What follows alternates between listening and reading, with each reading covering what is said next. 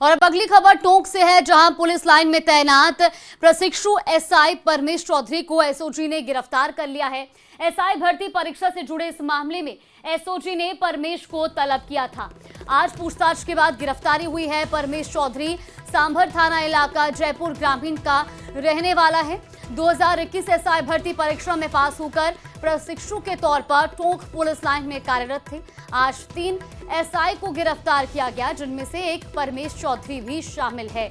तो अब 3 professional SI को एसओजी ने गिरफ्तार किया है। परमेश चौधरी, मनोहर सिंह और मनोहर लाल को गिरफ्तार किया गया है।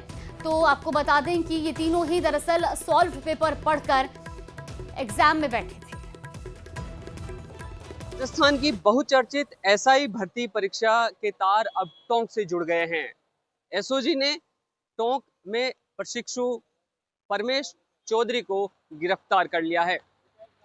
परमेश चौधरी के साथ 3 और एसआई है, उनको गिरफ्तार किया गया है। एसओजी ने परमेश को आज जयपुर में यानी तलब किया था।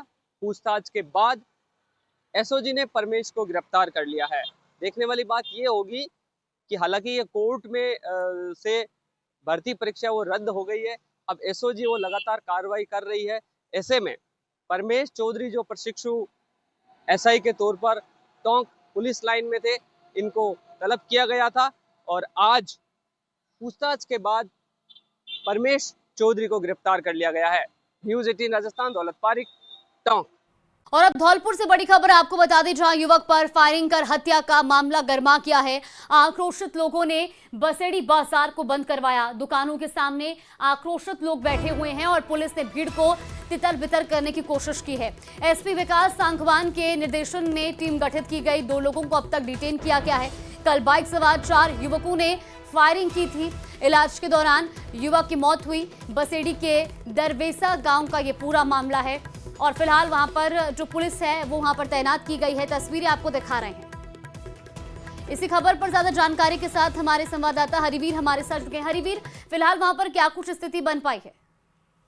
जी बिल्कुल बताना चाहूंगा। अब जो स्थिति है वो पुलिस ने नियंत्रण में कर ली है। जो भीड़ थी, आक्रोशित जो लोग थे, उनको तितर बितर कर दिया है। फिलहाल जो बाजार में जो भीड़ है वो अब नहीं है और पुलिस बल जो तैनात किया गया है वसीड़ी के जो कस्बा है वसीड़ी दरवेसा गांव में कल देर शाम को एक युवक अपने घर के बाहर खड़ा था, तो 2 बाइकों से 4 जो हमलावर आए और उन्होंने फायरिंग कर दी। फायरिंग के दौरान वो गंभीर रूप से घायल हो गया। उसके पेट में गोली लगी थी, जिसे जिला अस्पताल लाया गया, जहां चिकित्सकों ने उसे मृत घोषित कर दिया। ये जो पूरी घटना है वो करीब 3-4 दिन पहले ये जो आपस में जो लोग थे, इनमें जो पहले एक बार 3 दिन पहले झगड़ा हुआ था, तो उसमें एक युवक के जो दूसरा पक्ष था उसकी चोट आई थी, तो उसको बदला लेने के उसमें ये कल जो फायरिंग की गई, जो युवक घर के बाहर खड़ा था, तो इसके पेट में गोली लगी और इसकी इलाज के दौरान मौत हो गई। सुबह जैसे ही लोगों को घटना की जानकारी मिली, सुबह बाजार को बंद करा दिया और लोग दुकानों के सामने बैठ गए। पुलिस को जैसे ही सूचना मिली, सीओ सिटी मौके पर पहुंचे और एसपी विकास सांगवान के निर्देशन में ये जो पूरा जो पुलिस जाल बल है वो तैनात किया गया है। फिलहाल जो शांति वहाँ बनी हुई है, लेकिन जो लोगों का कहना है कि इस मामले में जो आरोपी है उनको जल्द गिरफ्तार किया जाए। पुलिस का कहना है कि 2 लोगों को डिटेन भी कर लिया गया है। जी बिल्कुल हरिवीर, फिलहाल मृतक के परिजनों का क्या कुछ कहना है? क्या पहले से कोई रंजिश चल रही थी या महज झगड़े के बाद ये बदला लेने की उस मंशा से फायरिंग की गई? जी बिल्कुल, इनमें कोई पुराना झगड़ा नहीं था। जो परिजन है उनका कहना है कि 3 दिन पहले इन जो बच्चे थे, जो युवक थे, उनमें आपस में जो झगड़ा हुआ था, एक दुकान पर ये चाय की थड़ी पर बैठे थे, तो वहां पर इनमें झगड़ा हो गया था। तो उसमें एक पक्ष के जो युवक था उसके लग गई, चोटें आई थी, तो उसके बाद में उसका बदला लेने के लिए ये जो 4 युवक आए और घर के बाहर जो युवक खड़ा था उसमें गोली मार दी, पेट में गोली लगी, इलाज के दौरान उसकी मौत हो गई। परिजनों का कहना है कि जो भी आरोपी हैं उनको जल्द गिरफ्तार किया जाए। बिल्कुल, बहुत शुक्रिया आपका। तो वहीं कन्हैया लाल हत्याकांड को लेकर पूर्व मुख्यमंत्री अशोक गहलोत ने एक बार फिर सरकार पर निशाना साधा है। सवाल उठाए हैं और कहा कि 3 साल बाद भी 166 गवाहों के बयान दर्ज किए जाने की जरूरत है। अभी तक केवल 15 से 16 के ही बयान लिए गए हैं। उनके बेटे का बयान 2 या 3 हिस्सों में दर्ज किया गया था और बाकी अभी भी लंबित है। ऐसी लापरवाही क्यों हो रही है? ये तमाम तरह के सवाल किए हैं पूर्व सीएम अशोक गहलोत ने। जवाब नहीं दे रहे हैं, कार्रवाई नहीं हो रही है। मैं अभी गया उनके, परसों गया उनके घर पे, कन्ना लाल जी के घर पे गया, परिवार से मिला।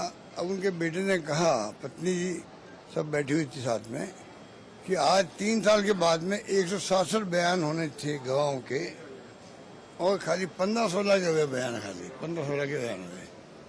और उनका खुद का बयान जो लड़के का लेना था, टुकड़ों में 2-3 बार लिया, अभी लेना बाकी है। एक जो आदमी घबरा के, जो चश्मे से गवाह था, उसको बेहमरी हो गया, घबरा के पता नहीं मेरा क्या होगा। मैं तो भूल गया था। परिवार ने याद दिलाया, उसकी पत्नी ने, कि आपने डॉक्टर भेजे थे जयपुर से उसको बचाने के लिए। मुख्य गवाह वही था, वो मर जाता तो फिर आप सोचते हो कि वो केस जो है आगे नहीं बढ़ता। वो भी हमने बचा दिया इसको। और वो कहते हैं उसकी स्थिति है, बयान देने की स्थिति है। ब्रेन हेमरेज तो वहाँ है, और उसकी स्थिति बयान दे सकता है, तब भी कोई बयान ले नहीं रहा है। तो वहीं प्रदेश के कई जिलों के स्कूलों के प्रिंसिपल के तबादलों से छात्र आक्रोशित हो उठे और स्कूल के गेट पर ताला जड़ दिया। आपको बता दें कि इतना ही नहीं, छात्रों ने जमकर प्रदर्शन किया।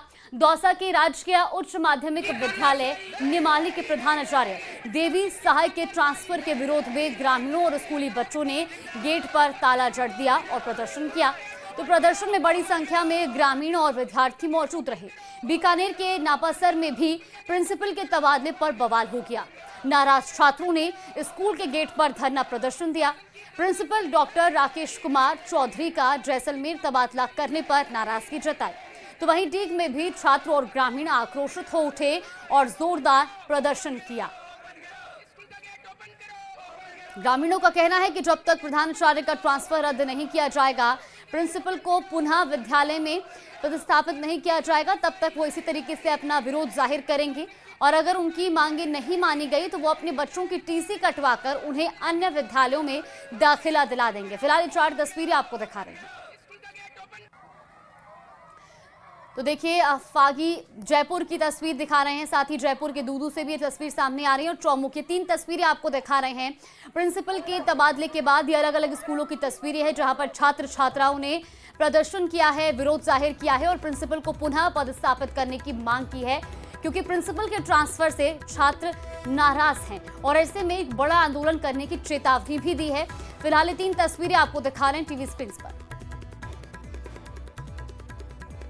विद्यालय का छात्र हूँ। हमारे प्रिंसिपल का ट्रांसफर 2-3 दिन पहले से स्थानांतरण हो गया है और हमारी मांग है कि डॉक्टर राकेश चौधरी जी को ही हमारे प्रिंसिपल बनावे, हम अन्यथा अनिश्चित तक धरना देंगे। हमारी मांग यही है कि हमारे सर डॉक्टर राकेश चौधरी को यहाँ पर यहीं का प्रिंसिपल बनावे, नहीं तो अनिश्चित हमारा धरना ऐसे चलेगा। हम कोई हानि किसी को नहीं पहुँचाएंगे, हम किसी को हानि नहीं पहुँचाएंगे। एक ओर जहां प्रिंसिपलों के तबादले पर विरोध प्रदर्शन देखने को मिल रहा है, तो वहीं दूसरी ओर इसको लेकर राजनीति भी देखने को मिल रही है, जिसको लेकर कांग्रेस प्रदेश अध्यक्ष गोविंद सिंह डोटासरा ने निशाना साधा। तो अब शिक्षा मंत्री मदन दिलावर ने डोटासरा के बयान पर पलटवार किया है। मदन दिलावर ने कहा कि रिश्वत लेकर ट्रांसफर करना कांग्रेस की परंपरा रही है। शिक्षा क्षेत्र में सिर्फ 2 जातियां होती हैं, छात्र और शिक्षक। जब गोविंद सिंह डोटासरा शिक्षा मंत्री थे तो रुपए देने पर तबादला हो जाता था। 2 जाति है, एक तो छात्र और एक शिक्षक। छात्रों का ही हमारे लिए सर्वोपरि है। और जहाँ तक शिक्षकों में ट्रांसफर की जरूरत बात है, हम जहाँ लगता है कि जरूरत है वहाँ हम ट्रांसफर करते हैं। हम किसी की भी आधार पर ट्रांसफर नहीं करते कि भाई ये किस जाति का है, कैसा है, ये कोई हमारा आधार नहीं है। हाँ, डोटासरा जी का आधार था कि उनको कोई रुपया दे देता तो ट्रांसफ़र कर देते थे। हमारे यहाँ रिश्वत लेके ट्रांसफ़र करने का प्रचलन नहीं है। केवल रिश्वत लेकर ट्रांसफ़र करने का प्रचलन कांग्रेस के राज में डोटासरा जी शिक्षा मंत्री थे तो था।